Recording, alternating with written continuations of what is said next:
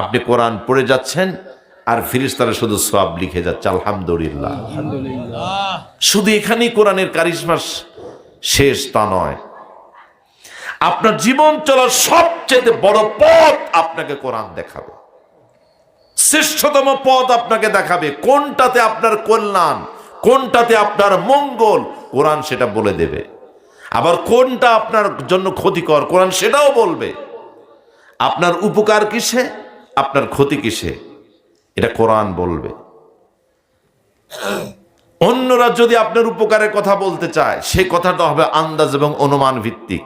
উপকার হতেও পারে, নাও হতে পারে, কিন্তু কোরআন যে আপনাকে যে পথটা দেখাবে, এটা উপকার হতেই হবে, অপকার কখনোই হবে না। ঠিক না? আল্লাহ রাব্বুল আলামিন বলেন, ইন্না হাযাল কুরআনা ইয়াহদি লিল্লাতী হিয়া আকওয়াম ওয়া ইউবাশশিরুল মুমিনিনা আল্লাযীনা ইয়া'মালুনাস সালিহাতি আন্না লাহুম আজরান কাবীরা। আল্লাহু আকবার। নিশ্চয়টা কুরআনুল কারীম ইয়াহদি লিল্লাতী হিয়া আকওয়াম, যা মানুষের জীবন চলার সর্বশ্রেষ্ঠ পথ দেখায়। কোরআন যে পথ দেখায় সে পথটা কেমন বলেন? সর্বশ্রেষ্ঠ। কি পথ? সর্বশ্রেষ্ঠ পথ। সর্বশ্রেষ্ঠ পথ দেখায়। এবং কোরআনের উপরে যদি আমরা আমল করি, আল্লাহর কোরআন আমাদেরকে জান্নাতের বড় বড় নিয়ামতের পুরস্কারের ঘোষণা দেয়। জোরে বলুন সুবহানাল্লাহ। এমন একটা মহিমান্বিত গ্রন্থ, যদি আপনি কোরআন পড়েন, কোরআন বোঝেন, তাহলে কিয়ামতের ময়দানে আপনাকে লক্ষ্য করে আল্লাহ বলবেন, ইকরা, আমার বান্দা কোরআন পড়ো। অরতাকি অরাত্তিলিল কোরআনা, ইকরা অরতাকি অরাত্তিল কামা কুনতা তুরাত্তিল ফিদ দুনিয়া ফাইন্না মানজিলাতাকা ইনদা আখিরি আয়াতিন তাকরাউহা। তুমি কোরআন পড়ো, ঠিক সেভাবেই পড়ো যেইভাবে দুনিয়াতে একটি করে আয়াত পড়তে আবার থামতে, আবার আয়াত পড়তে আবার থামতে। এইভাবে তুমি পড়ো আর থামো, আর আমার জান্নাতের মধ্যে উঁচু উঁচু মর্যাদা সম্পন্ন স্তর তোমরা অতিক্রম করো। আল্লাহ তাআলা বলবেন, ও আমার বান্দা, তোমার জবান নিশ্চিত তেলাওয়াতে কোরআন জান্নাতের যে জায়গায় গিয়ে শেষ হয়ে যাবে, আমার জান্নাতের সেই জায়গাটা তোমার জন্য বসবাসের জন্য অবধারিত করে দেব। সুবহানাল্লাহ। ইকরাউল কোরআন ফাইন্নাহু ইয়াতি ইয়াওমাল কিয়ামাতি শাফিআন লিআসহাবিহি। তুমি কোরআন পড়ো, নিঃসন্দেহে কোরআন কিয়ামতের কঠিন ময়দানে তার পাঠকের জন্য আল্লাহর দরবারে সুপারিশ করবে। ইয়াজিউল কোরআনু ইয়াওমাল কিয়ামা, কিয়ামতের ময়দানে কোরআনুল কারীম তার পাঠককে সাথে করে নিয়ে আসবে। আপনি যদি কোরআন পড়েন, আপনার হাতটা কোরআন ধরবে, আপনাকে সাথে করে নিয়ে আল্লাহর দরবার নিয়ে আসবে। সুবহানাল্লাহ। বলবে, ইয়া রব্বি হিল্লিহি, হে আমার রব, এই লোকটাকে অলংকৃত করুন। সঙ্গে সঙ্গে কোরআনুল কারীমের সুপারিশ আল্লাহ মঞ্জুর করবেন। ফায়ুল বাসুতাজাল কারামাতি, এরপরে আল্লাহ রাব্বুল আলামিন কোরআনের পাঠকের মাথার উপরে সুন্দর নূরের তাজ পরিয়ে দিবেন। অতঃপর কোরআন আবার বলবি, ইয়া রব্বি জিদহু, হে আমার রব, এই লোকটাকে উত্তম উত্তম সুন্দর সুন্দর পোশাক দান করুন। ফায়ুল বাসু,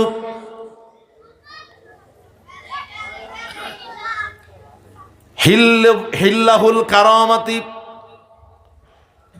সঙ্গে সঙ্গে লোকটার শরীরে মর্যাদা সম্পন্ন শাহী পোশাক আমার আল্লাহ পরিয়ে দেবেন। সুবহানাল্লাহ। কোরআনুল কারীম আপনার জন্য সুপারিশ করবে, আপনার পক্ষ থেকে কোরআনুল কারীমের সুপারিশ আল্লাহ মঞ্জুর করবেন। জোরে বলুন সুবহানাল্লাহ। সম্মানিত ভাইয়েরা আমার, হযরত আবু সাঈদ খুদরি বলেন, যা রাজুলুন ইলান নবী সাল্লাল্লাহু আলাইহি ওয়াসাল্লাম, একজন লোক আল্লাহর হাবিবের সামনে চলে আসলো। ফাকালা ইয়া রাসূলুল্লাহি আওসিনি, লোকটা তখন আল্লাহ রাসূলকে বলল, হে আল্লাহর নবী, আপনি আমারে নসিহত করুন, উপদেশ দিন। নবীজি বললেন, আলাইকা বিতাকওয়াল্লাহি ফাইন্নাহা জুম্মাউ কুল্লি খাইর। তাকওয়া, আল্লাহ ভীতি তোমার উপরে অবধারিত, আবশ্যক করে নাও। অর্থাৎ তাকওয়াটাকে নিজের জন্য জরুরি করে নাও। এই তাকওয়া সকল কল্যাণের উৎস। ওয়া আলাইকা বিল জিহাদ ফাইন্নাহু রাহবানিয়াতুল মুসলিমিন। আল্লাহর জমিনে কোরআন প্রতিষ্ঠান আন্দোলনকে অবধারিত করে নাও, আর এটাই মুসলমানদের জন্য বৈরাগ্যতা। ওয়া আলাইকা বিযিক্রিল্লাহি ওয়া তিলাওয়াতি কিতাবিহি, আল্লাহর জিকির এবং আল্লাহর কিতাব কোরআনুল কারীম তেলাওয়াত করাকে নিজের জন্য আবশ্যক করে নাও। ফাইন্নাহু নূরুল লাকা ফিল আরদি, কেননা কোরআনুল কারীম এই পৃথিবীতে তোমার জন্য আলোকবর্তিকা। ও যিকরুন লাকা ফিস সামাই, এবং আকাশে যে সমস্ত ফেরেশতারা রয়েছে সে সকল ফেরেশতারা তোমাকে স্মরণ করবে, তোমাকে মনে রাখবে, তোমার কথাগুলিকে স্মৃতিচারণ করবে। তোমার জন্য আল্লাহর দরবারে ভালো ভালো কথাগুলি তারা পেশ করবে। অখসুল লিসানাকা ইল্লা মিন খায়র, আর তোমার জবান দিয়ে কল্যাণমূলক কোনো কথা ছাড়া অপ্রয়োজনীয় কোনো কথা কখনোই বলবে না। ফাইন্নাকা বিযালিকা তাগলিবুশ শাইতান, রাসূল বলেছেন তাহলেই তুমি শয়তানের উপরে বিজয় অর্জন করতে পারবে। সুবহানাল্লাহ। তুমি যদি শয়তানকে পরাজিত করতে চাও, শয়তানের উপরে যদি নিজেকে বিজয়ী করতে চাও, তাহলে আল্লাহর জিকির করো আর কোরআনটাকে নিয়মিত পড়ো। কথা কি আমার নাকি নবীর? আমার নাকি নবীর? নবীর কথা। সম্মানিত ভাইয়েরা আমার, আল্লাহর হাবিব দারুল আরকামে অবস্থান করছেন। ঠিক এমন সময় একজন তরুণ, নাম হলো আম্মার। নামটা কি? আম্মার। বিশ্ব নবীর সাথে সাক্ষাৎ করার জন্য দারুল আরকামের দরজার সামনে চলে গেল। আম্মার যাওয়ার পরে দেখে তার বন্ধু সোহাইব দারুল আরকামের দরজার সামনে দাঁড়িয়ে আছে। সোহাইবকে আম্মার প্রশ্ন করলো, সোহাইব তুমি কেন এখানে এসেছো? সোহাইব বলল, আম্মার তুমি আগে বলো তোমার আসার কারণটা কি? আম্মার তখন বলল, সোহাইব আমি মুহাম্মদ সাল্লাল্লাহু আলাইহি ওয়াসাল্লামের সাথে সাক্ষাৎ করতে চাই এবং তার জবান থেকে কিছু কথা শুনতে চাই। সোহাইব তখন বলল, আম্মার আমি তো একই নিয়ত করে এসেছি, আমি মুহাম্মদ সাল্লাল্লাহু আলাইহি ওয়াসাল্লামের সাথে দেখা করে তার জবান নিশ্চিত কিছু কথা শুনতে চাই। দারুল আরকামের গেটটাকে খুলে দেওয়া হলো। এবার আম্মার আর সোহাইব বিশ্ব নবীর সামনে বসে গেলেন। আল্লাহর হাবিব তাদের সামনে আল্লাহর কোরআন থেকে দীর্ঘ সময় ধরে তেলাওয়াত করে করে কোরআনুল কারীম শোনায় দিলেন। বিশ্ব নবীর পবিত্র জবান থেকে আল্লাহর কোরআন আম্মার এবং সোহাইব শুনছে, তন্ময় হয়ে চাতক পাখির মতো মনোযোগ সহকারে। কোরআনুল কারীম আম্মার এবং সুহাইবের কর্ণকুহর দিয়ে প্রবেশ করে তাদের অন্তঃকরণের উপরে ঈমানের নূরের তাজাল্লি ফেলে দিয়েছে। সঙ্গে সঙ্গে তাদের ভিতরে ঈমানের প্রদীপ জ্বলে উঠেছে। বিলম্ব করতে পারল না, আল্লাহর হাবিবের সামনে বিশ্ব নবীর দাওয়াত গ্রহণ করে তারা পড়ে নিল লা ইলাহা ইল্লাল্লাহু মুহাম্মাদুর রাসূলুল্লাহ সাল্লাল্লাহু আলাইহি ওয়াসাল্লাম। দুইজন ইসলাম কবুল করল।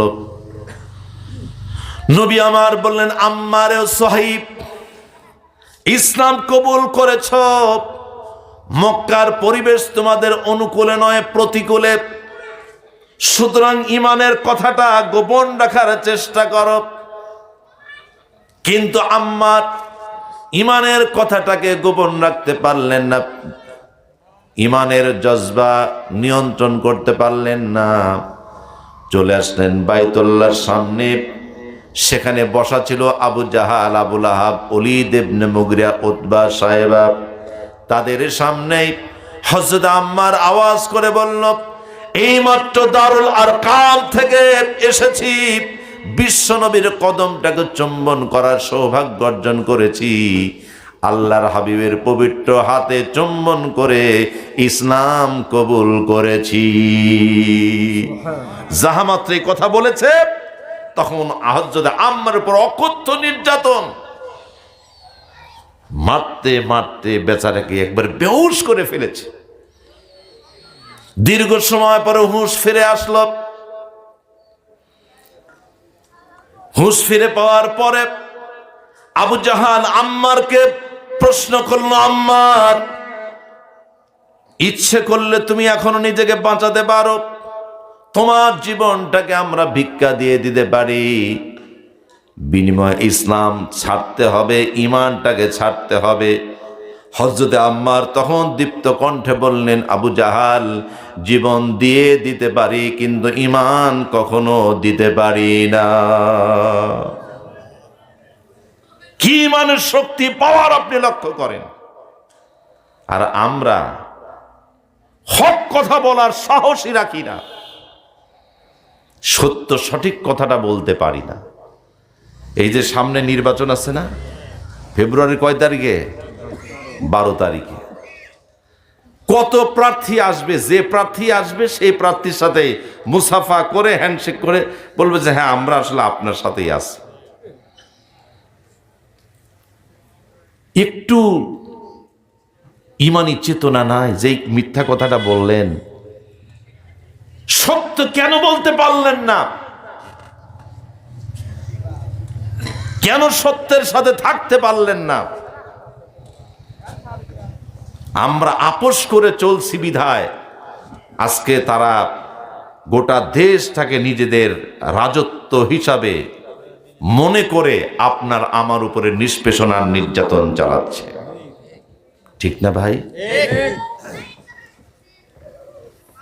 কোরআন ছাড়া অন্য কোনো মতবাদের পক্ষে কথা বলা, কাজ করার কি কোনো সুযোগ একজন মুসলমান হিসাবে আমাদের জন্য আছে? বলেন, আছে? নাই।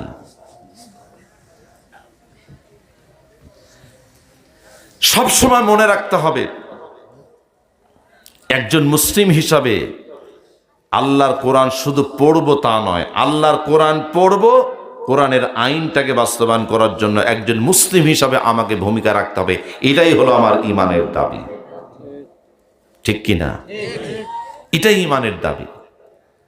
প্রশ্ন হলো, কোরআনটাকে বাদ দিয়ে যদি কোরআনের আইন বাদ দিয়ে যদি অন্য আইনের আওতাভুক্ত থেকে, অন্য আইনের অধীনস্থ থেকে নামাজ, রোজা, হজ, যাকাত চালিয়ে যায়, তাহলে কি জান্নাতে যেতে পারবো না?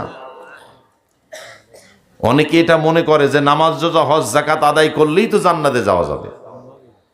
কোরআনকে পার্লামেন্টে পাঠানো তো খুব একটা জরুরি না, এটা অনেকেই মনে করে। ঠিক না? কিন্তু এটা কতটা জরুরি সেটা কি বলবো? বলবো। আচ্ছা, বাংলাদেশে পার্লামেন্টে কোরআন নাই, তাহলে আছেটা কি? সমাজতন্ত্র আছে। ভালো করে বোঝেন। আজকের মাহফিলটা আপনি মনে করেন যে আজকে